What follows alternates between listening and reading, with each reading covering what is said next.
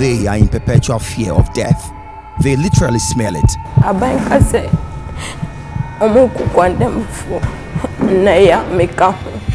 They killed and must also be killed. And the sentence for this kind of offense is that you shall be hanged till you die. It's a horrifying experience. The thing was so terrifying that I couldn't look at them for a while. I quickly entered into the cell because I knew that they had come for me.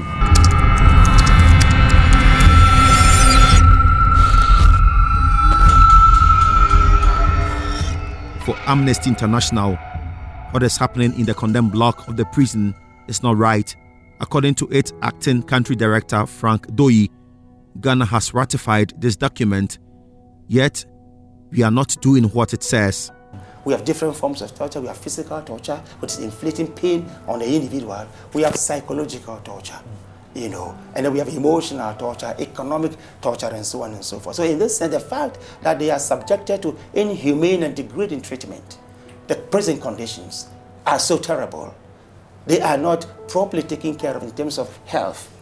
I mean, the food that they eat is nothing good to write about.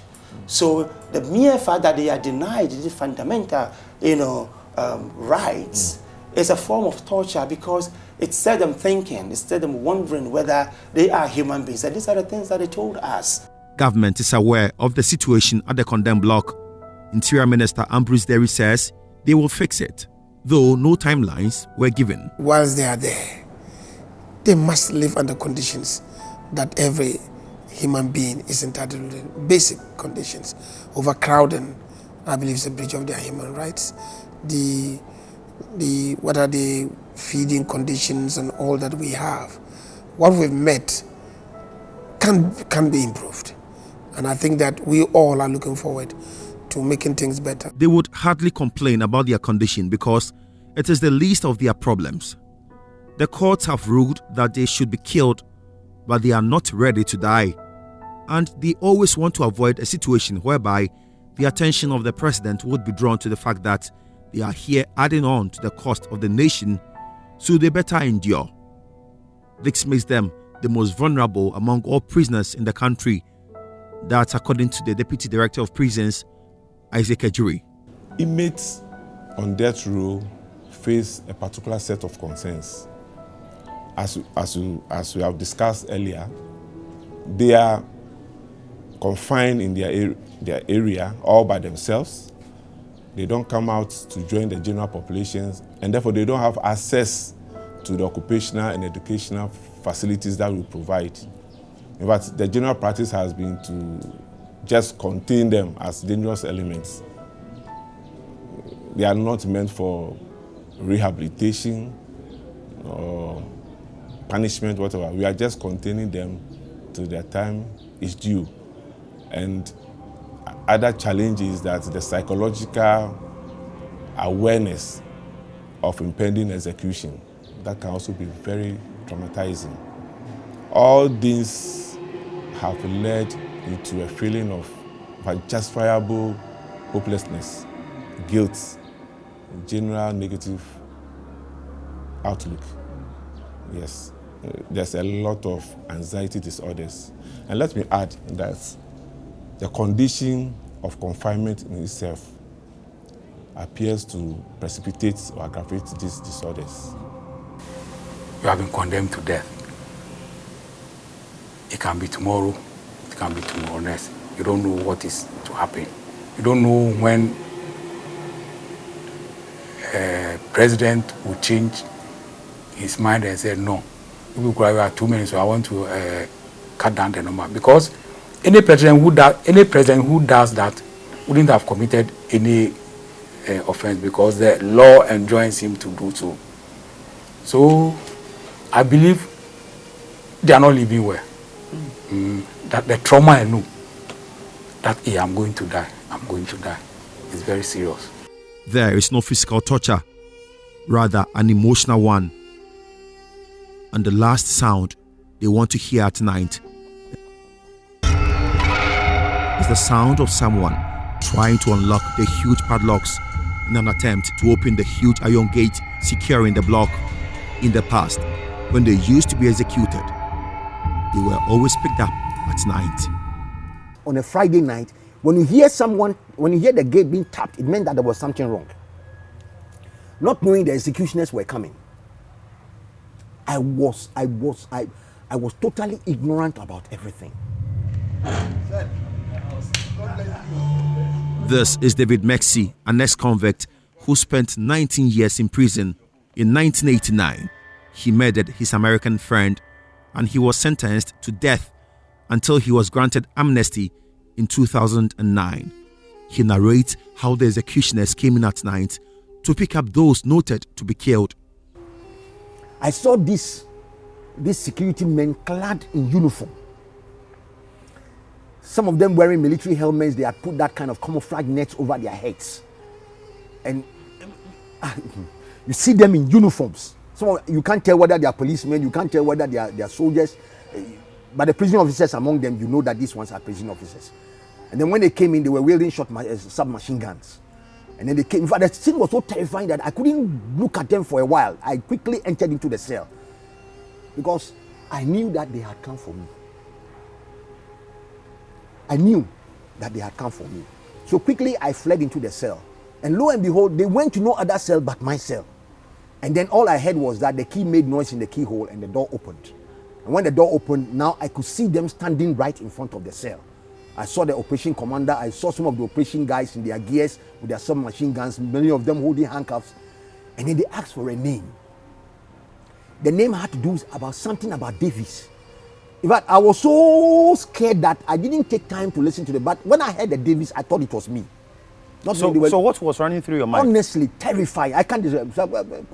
I can't describe it. I can't describe it. Very, very fearful, terrifying, horrifying. David says it is a different kind of death, unlike the ones most people don't see it coming. In their case, they could literally see an angel of death right in front of them, pointing those earmarked to be killed. Eventually, they mentioned the name again, and the inmate I was in the cell with told them that the guy was not in this cell. So they closed the cell, and then they went to the other cell. And the operation went on for about 45 minutes. How did you feel when they closed your cell? When they closed my cell, I was already gone. I was so terrified that I was no longer thinking. But I could hear all that they were doing. They mentioned the name, they go for the name. When they're about to mention the second name, it's like everyone in the condemned prison will die because you don't know whose name is next. So it's like when they're about to mention a name, your soul will run away. You know that you declare yourself that you are dead. And then when you hear the name and it's not your name, then life will come back into you again, expecting the next one. When they go and pick the next one they bring in, you know the next name is going to be mentioned. So everybody is attentive. By the time they mention the name again, your soul is gone because it could be you. And it went on and on and on and on and on for 9 times. They picked 9 armed robbers that day. And by the time they finished coming, I was gone. In fact, I had no more strength in me again. So they came for them from the condemned cell to go and kill them? Yes, they came for them, picked them and sent them away. The next day we heard that they had been executed by firing squad. It happened twice. In 1990, February 1990, and it happened in July 1993. In fact, that was the last execution that President Rawlings carried out. David was high on drugs and was notorious but unassuming. I became a tour facilitator. Whenever the whites, the whites come from Europe to Ouagadougou, I help them facilitate their traveling arrangements and everything. But his encounter with the prison, and in fact, as a condemned prisoner, turned his life around. He enrolled into a pastoral school after his release, and he's now a reverend minister and a motivational speaker, sharing his life stories to especially the youth as a lesson. For his life to be spared a number of times, David appears to have no choice but to change his ways. For the second one, I knew that I was part of it because the category of crimes that they were mentioning at the time, I knew I was part of them. But lo and behold, God was on my side. They mentioned the names. They were 15 in number. They mentioned those with the murder cases. They mentioned those with the armed robbery cases. And for 15 times, I died and resuscitated. It was after they left, people's stomachs started running, people's BP rose. It was a very terrifying moment. And they picked them and they sent them Only to hear about a month later, my dad told me that I was part of that list.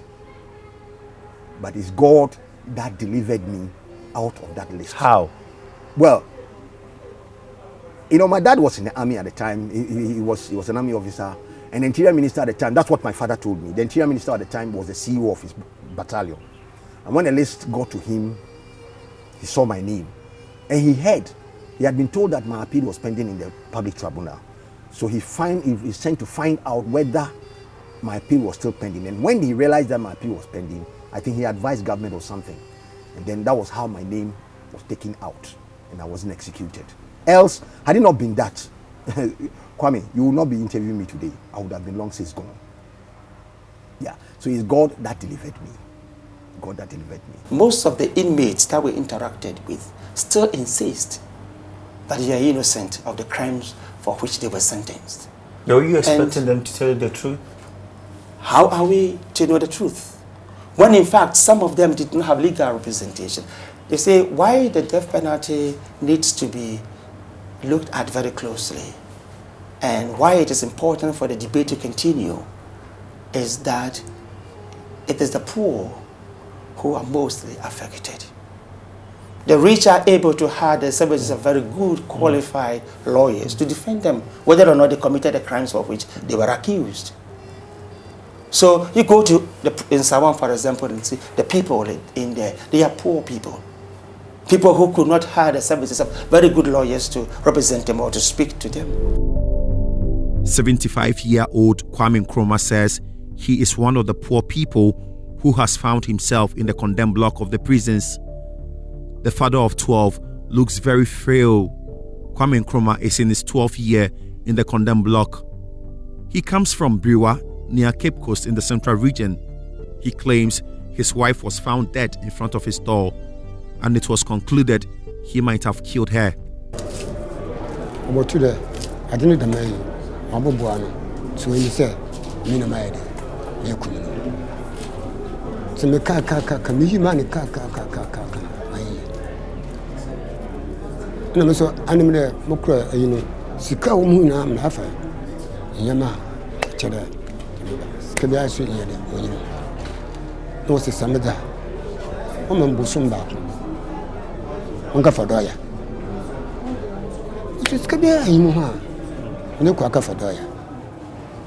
For judges who read such judgment, former Supreme Court Judge Justice Alambrobe says it is difficult to recover after sentencing somebody to death.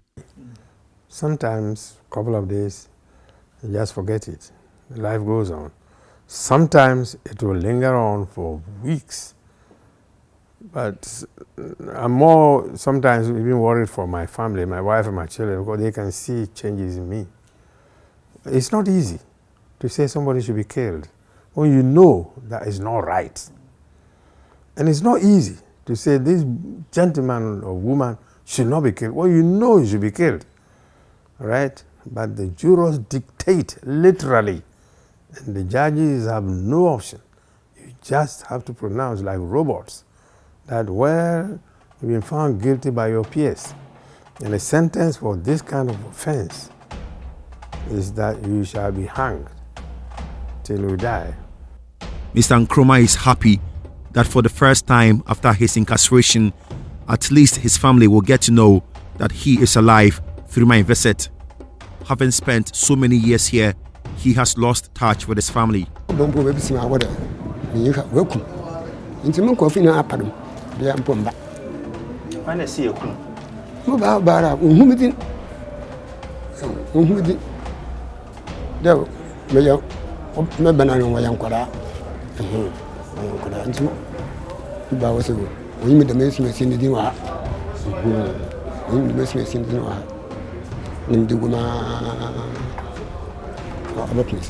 The gallows is in the condemned prison. So when the inmate is hanged, the condemned prisoner is hanged there, they have a portion where they lay the body before they process it and go and bury it. And that is the portion that we call the mortuary. Since you came last week and indicated your desire to visit this place, I had to do a lot of psyching. I will tell them that I will be visiting this place, but then it's not for the purposes of carrying out any execution, but just for education purposes. The gallows is a wooden structure used especially in the past to hang criminals as a form of execution. That of the Nsawam medium security prisons has not been collapsed or removed, though it has not been used for many years. It has not even been opened for over a decade now, but it is going to be opened for me today, and that is making the inmate here feel sick already. It is a dark room. Some small holes made in the ceiling direct sun during the day to somehow brighten up the room. This room has heaviness, which literally weighs down on everyone who enters. It is as if death itself lives here. The slightest noise here bounces off the scary, dark corners of the room, producing a nasty echo. As soon as you enter, two things you immediately see: two coffins with the inscription "Donated by Nsawam Central Mosque," and a long ladder which is climbed to access the hanging area. So I've come to where the hanging used to take place, and understand it has not been used for a very long time. Try hard to climb this ladder. So there's the operation room. 10 specially made strong ropes have been tied to a metal close to the ceiling. It has been done so well that the rope cannot easily be broken. But as Deputy Director of Prisons Isaac Ejri reveals, there is a whole process that must be followed before the prisoner is hanged, and it starts with checking their height. It appears they have to check your height, and I don't know exactly what they did this for. They will check your height before they know the kind of rope they will need to hang you. Yes, as far as I can recollect, those times you have to be passed medically before you undergo execution. You should be medically fit to undergo execution. So after they take your bio data, height, weight, your BP and whatever before it is carried out. It must be fit for execution. Yes. In fact, I was told, I have to confess. You are then led to stand on a wooden slab, or if you like, a plank above which the hanging ropes are. There are some sacks right here in the execution room. And these sacks, you have no idea. These are the weights that's tied to your legs. These are the weights that are, you have to be, a weight must be put on you so that when they draw the wood plank, then the weight will pull you down. So they will tie this weight? Yeah, to your legs.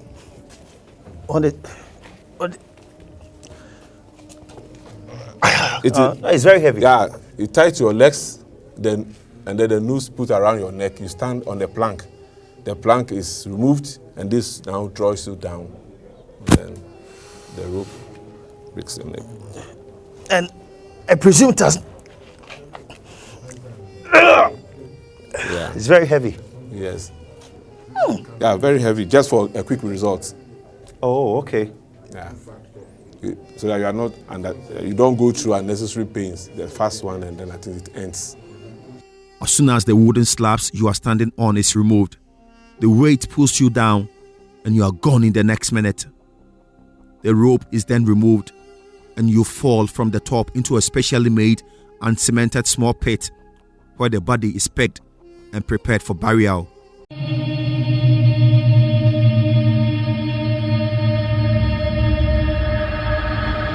A dummy human being is seen hanged on one of the ropes, and I bet you the sight of it will scare the hell out of you. I am taken to another room where the process is continued. This is the slab where the body is prepared for burial.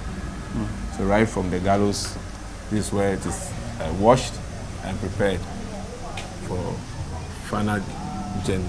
Yeah. And you had only one here? Yeah, only one slab. Wow. As you can see, we are now using as a workshop for tailoring. And you can see even in the room we have some drums and other things that we are keeping there as store.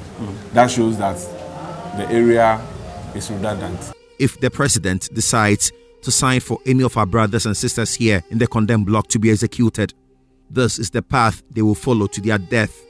What a torturous and agonizing journey that will be. Parliament must continue the process of the Constitution Review Committee to ensure that our Constitution is amended to remove the death penalty clause, which is an entrenched clause. The Parliament has the responsibility to make, amend, or repeal laws. Not too long ago, the criminal libel law was repealed. It was done through Parliament. Parliament can initiate a process like that if we so believe in the protection and the promotion of the rights of all persons. So we want Parliament to take this matter seriously, that we are all at risk. Today it is Kofi Mensah, tomorrow it may be, and sometimes all it takes is for someone to label you. Like in the case of mob violence, for example. It only takes someone to label you, and if you don't have anybody to defend you, to protect you, your life is lost. The United Nations Human Rights Committee in 2014 said mandatory death sentence by courts in Ghana for crime of murder is against Ghana's international human rights obligations. The Constitution Review Commission also recommended in December 2011 that the death penalty be abolished and replaced with life imprisonment without the possibility of parole.